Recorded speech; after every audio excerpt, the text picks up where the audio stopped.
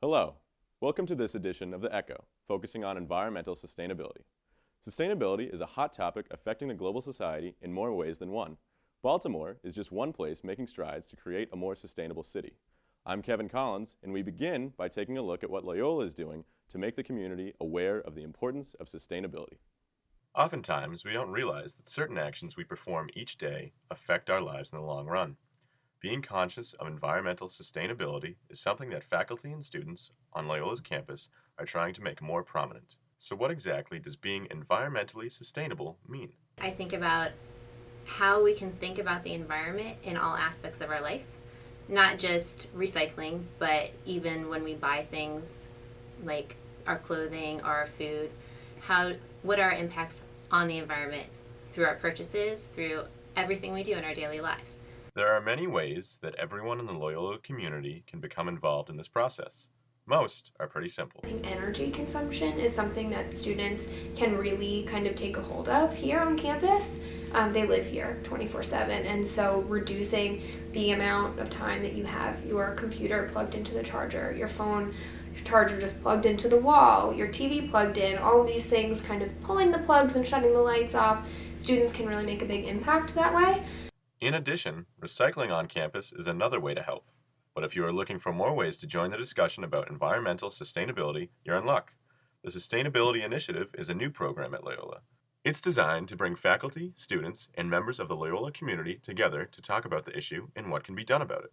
Additionally, the Environmental Action Club has started a petition to promote carbon neutrality. Carbon neutrality means that we will not emit greenhouse gases, and any greenhouse gases we do emit, like carbon dioxide, we would offset that in some way, either by tree planting or by buying renewable energy credits, something along those lines. If you'd like to find out more about this issue, the next meeting is December 4th at 4 p.m.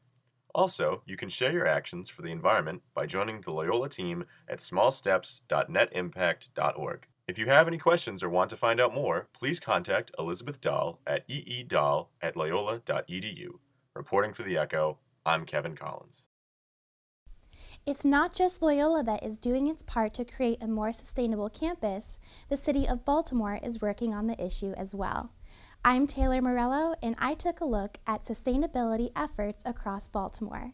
And it seems that restaurants, companies, and individuals in the city are doing whatever they can to become and stay environmentally sustainable. Any movement starts with people who care. In a changing world, people must act to accomplish that change. In Baltimore, it is clear what people want to see and where changes must be made. I think Baltimore is moving in the right direction. I think they have their positives, but they need to go after children. You have to hit children, and children that grow in gardens is a simple thing to do. One way to be sustainable is eating the proper foods, including those they grow and harvest themselves. Some say that if Baltimore would put more effort into educating children early on about the issue, they would become better at living an environmentally sustainable life as they age. Children grow up with the misperception that my food comes from a can or out of a box that I've microwaved.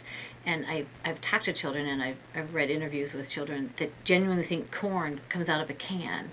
The notion that it's grown on a stalk, and I was I was a little bit mystified. I couldn't imagine somebody actually imagining that. And then I started talking to children in this area, and that's what they thought it was. The Friends School in Baltimore is already taking steps to make students aware of this issue. The school has been serving homegrown greens such as herbs on pizza or flatbreads the students eat for lunch. And in Baltimore, soup kitchens such as Care's Pantry are getting extra fresh produce from local markets. To find out more about what's happening with sustainability around Baltimore, visit baltimoresustainability.org. Reporting for The Echo, I'm Taylor Morello. In the move to become more environmentally conscious, it's easy to forget about the integrity of a company or the morality of a company's actions. A common phrase used to describe this practice is called greenwashing. It's the practice of doing something beneficial for the environment, but spending more money to advertise it. Take Walmart Corporation. They have several stores, and they have significantly reduced their carbon footprint in terms of the light fixtures that they use. Now that's fine on the green end, but on the other hand, they are well known to kneecap their workers in terms of paying their workers a minimum wage, and certainly in kneecapping their employees from utilizing any type of right to unionize for their betterment. There are many companies that are going green, but it's often tough to figure out if it's because of the trend or because of a true belief that it's the best thing for the environment. Whatever the belief, it becomes more important if it compromises the company itself. When a company spends more money advertising than it does doing something beneficial, such as changing the light bulbs, there is a potential problem. I think that consumers should be skeptical about corporations who would say spend $5 million installing energy efficient light bulbs all over their North American facilities. And then on the other hand, spend about $100 million advertising that they did this. What that means is that I want consumers to be skeptical and aware that greenwashing occurs. If you can spend $100 million advertising a $5 million investment, what's more important? What does that suggest to you? While businesses are legally required to uphold certain standards and abide by certain regulations, consumers should still be careful where they spend their money. The degree to which consumers have the ability to research corporations whose products that they use, just try to be mindful about the motivation of the corporation, and that it is difficult to be interested in the long-term best interests of their consumers and of the planet when they are necessarily legally structured to only be concerned with the short-term wealth maximization.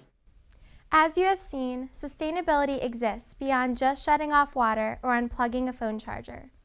Throughout the nation, in Baltimore, and on Loyola's campus, individuals and companies are trying to become more environmentally conscious.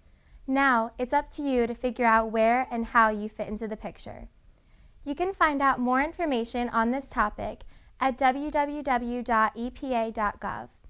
Thank you for watching Exploring Environmental Sustainability, a special program brought to you by the Echo. I'm Meg Grice. Good night.